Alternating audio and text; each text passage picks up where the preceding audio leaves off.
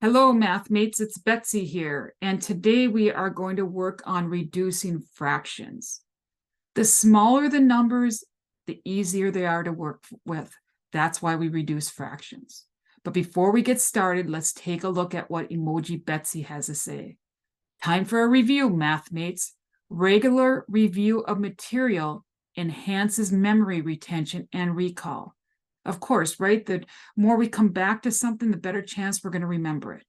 So if this is something that you already remember, that's awesome. And if it's not, we're going to review it to make sure that you do.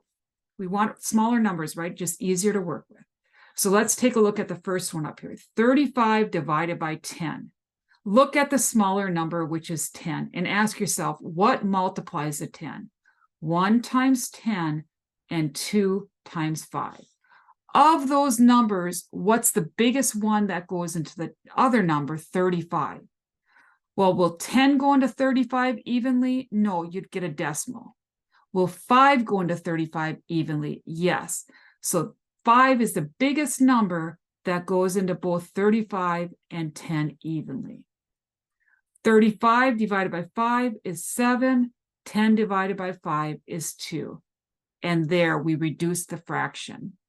No, that's an improper fraction. We could make it a mixed number, but today I just want to talk about making that original fraction smaller. Let's go on to the next one. What do we have here?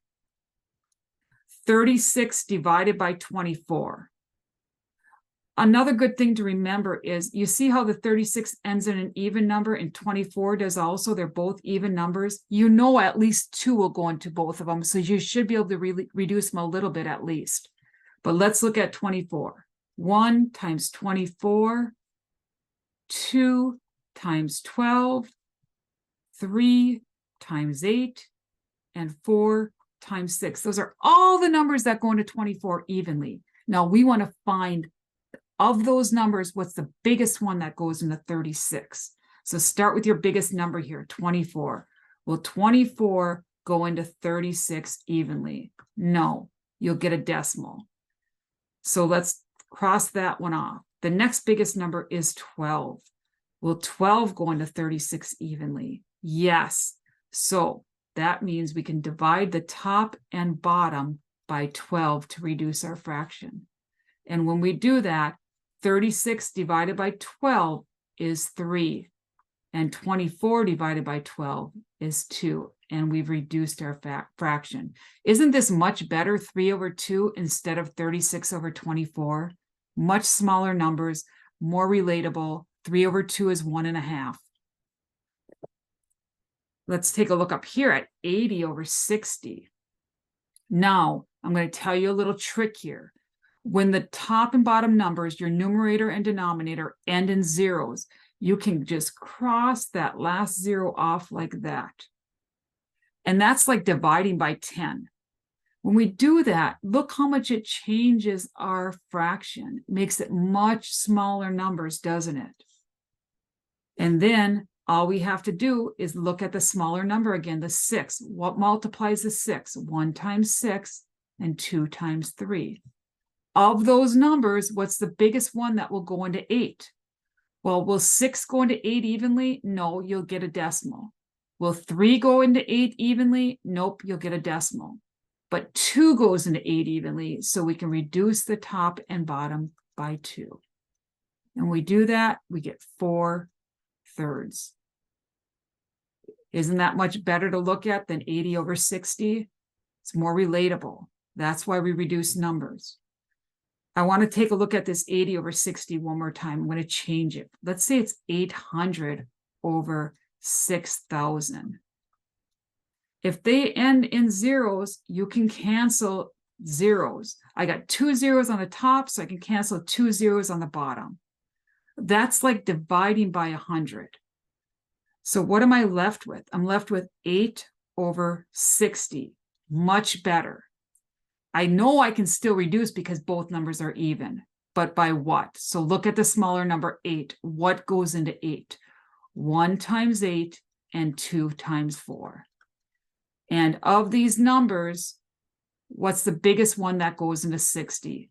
Well, 8 does not go into 60 evenly, but 4 does. So we can divide our top and bottom by 4 to make the fraction smaller. Divide by 4, divide by 4.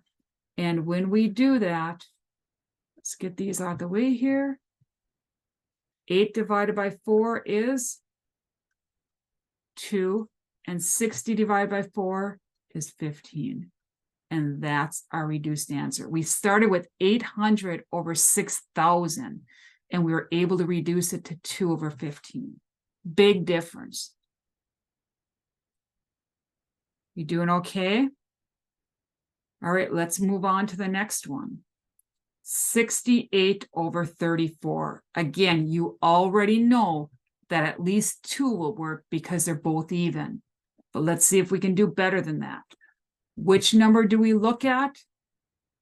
We're going to look at the smaller number, 34. And we're going to ask ourselves, what multiplies the 34? 1 times 34 and 2 times 17. Of these numbers, what's the biggest one that will go into 68? Well, start with the biggest number, 34. Will 34 go into 68 evenly? Yes, 34 times 2 is 68. So we can divide the top and bottom by 34.